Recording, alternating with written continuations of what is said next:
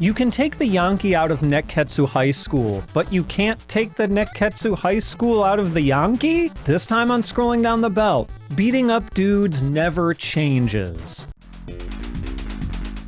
Technos Japan brought Kunio-kun back to the Famicom streets in July 1991 with Downtown Special Kunio-kun no Jidai Gekidayo Zain Shugo, or Downtown Special Kunio-kun's period drama. Come on, everybody. But before we get into Kunio's latest adventure, what has that mischievous little guy been up to lately? As a quick recap, Kunio made his debut with Renegade, aka Nekketsu Koha Kunio-kun, in 1986. This basically invented the belt-scrolling beat-em-up, since Kunio could move up and down along with left and right, unlike poor Thomas from 1984's Kung Fu Master. Sorry, Thomas. His extracurricular dodgeball activities were then made into a game 1 year later in the arcade, with a much more well-known NES/Famicom home port in 1988. But River City Ransom really changed things for the beat-em-up genre forever in 1989, introducing a big old helping of RPG elements and a world to explore that initially seemed gigantic.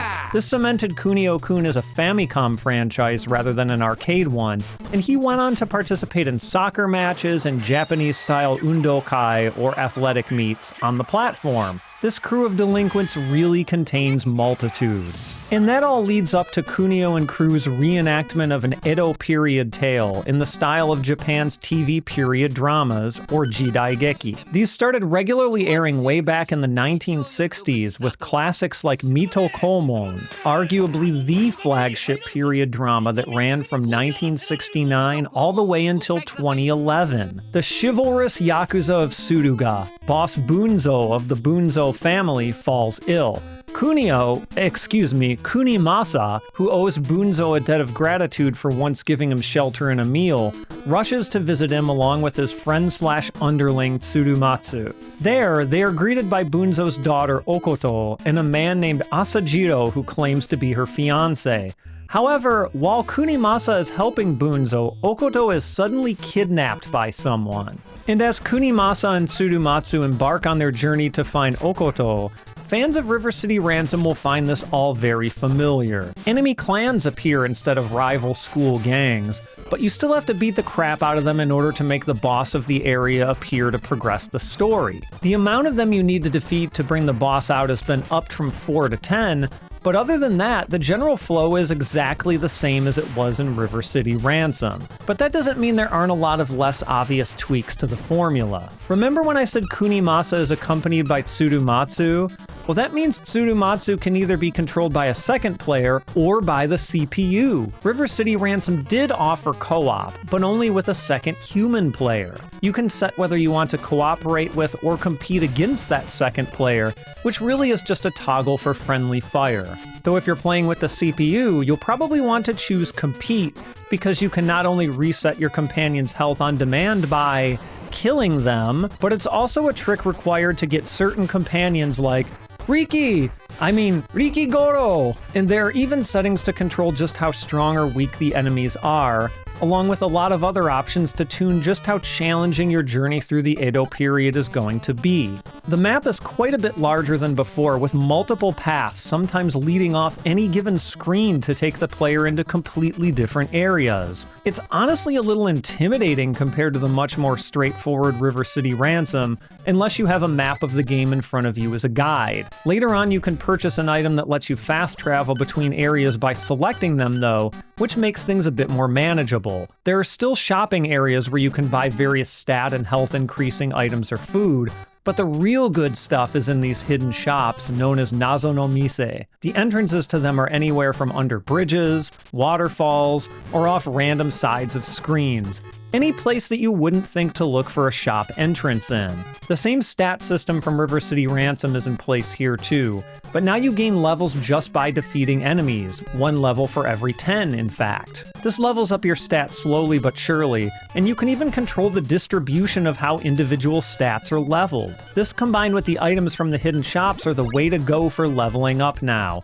Gone are the days of shoveling egg rolls down your gullet just to get the tiniest of increases. But given that grinding for money from enemy mobs is just as time-consuming as it's always been, how do you afford these artifacts? The answer is gambling. You heard me. There's a gambling house where you can wager either all or half of your money on Cho-Han, a game that involves the dealer tossing 2 6-sided dice, and players wagering on whether the 2 numbers will add up to Cho or Han, even or odd. And in the mindless repetition of this process is where your road to riches, and therefore leveling up, lies. But since it's gambling, you can just as easily lose it all. And that's where another new feature comes in.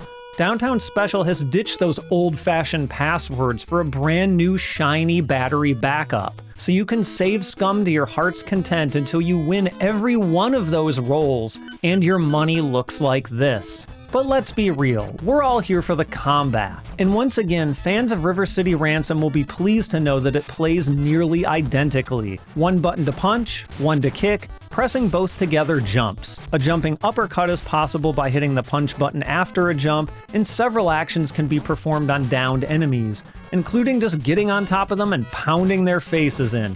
Classic Kunio. Additional moves can also be gained along the way by either buying them from shops, getting them through leveling, or defeating bosses to learn their secret techniques, if you buy the master glasses, that is. These moves are now in a separate section from your regular inventory of equipable items and can be toggled on and off individually for both you and your partner. There are a lot more of them than before, making for a huge variety of actions. Kunimasa starts out with a mock kick, but can learn moves like the human drill and my personal favorite, the human helicopter.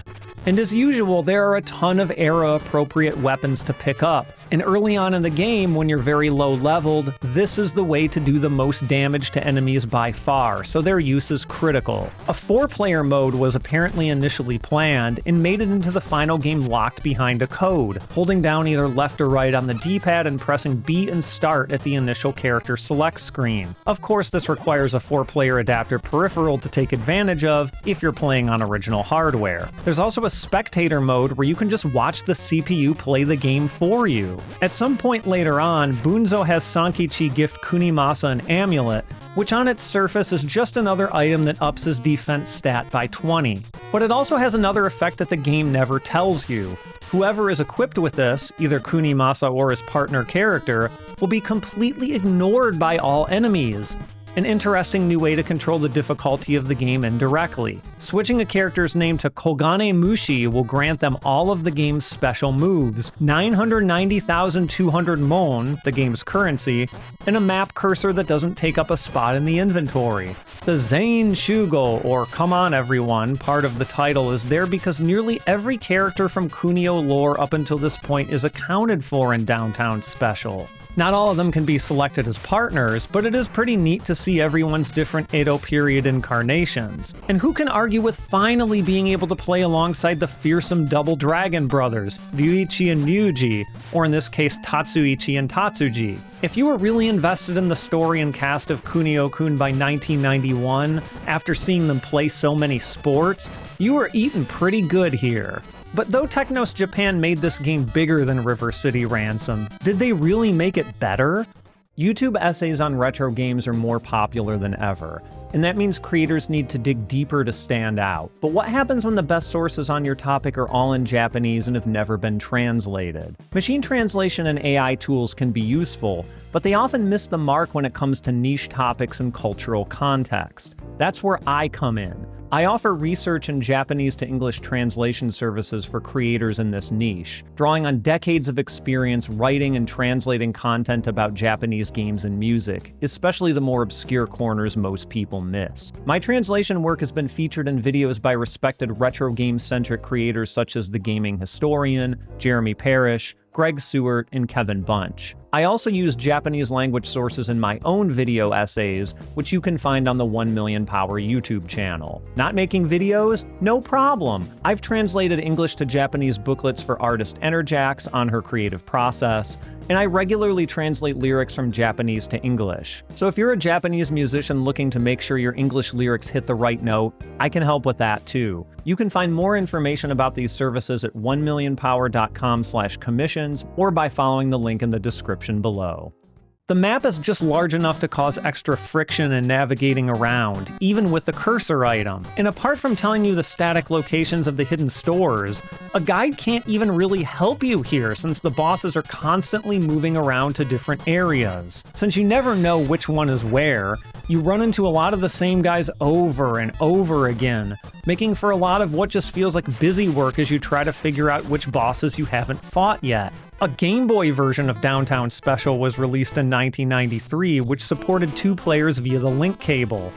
It's a surprisingly good port of a reasonably complex game, but the Game Boy's lack of color makes it a bit hard to distinguish enemies on screen. The dialogue is obviously much more limited for that smaller screen, and some balance changes were made that are kind of net neutral since some bosses are now easier to beat and some harder. Famitsu check!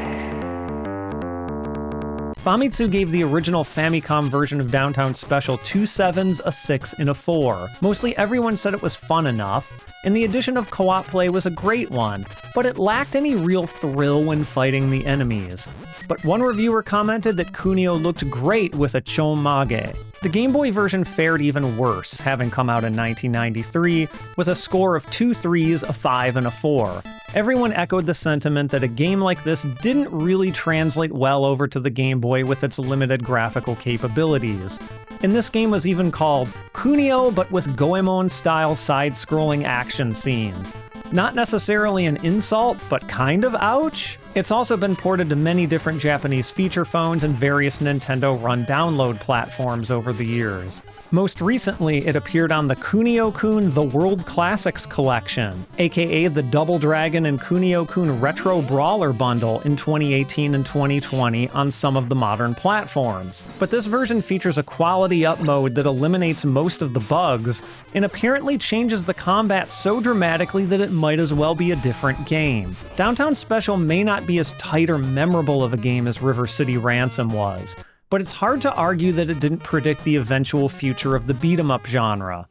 Games like the Devil May Cry series and Streets of Rage 4 are known for having a ridiculous amount of move customization and options, making combo possibilities nearly infinite. Downtown Special was also reaching out for that ultimate beat-em-up freedom of expression, just a whole lot earlier and with less advanced technology. In a post-Final Fight world, it's a little bit more difficult to get excited about the Kunio-kun series' unique style of beat-em-up, even with its added variety. You could even argue that by this point, the wacky sports titles were the ones carrying the Kunio series' legacy forward, and in a more interesting way. And while it's fun that Technos Japan decided to have Kunio take an excursion to the Edo period, he would have been better off continuing to act out scenes that would feel right at home in the pages of a volume of Bebop High School or Crows. But no matter where he is, Kunio-kun can be no one but himself, and we can't help but love him for it.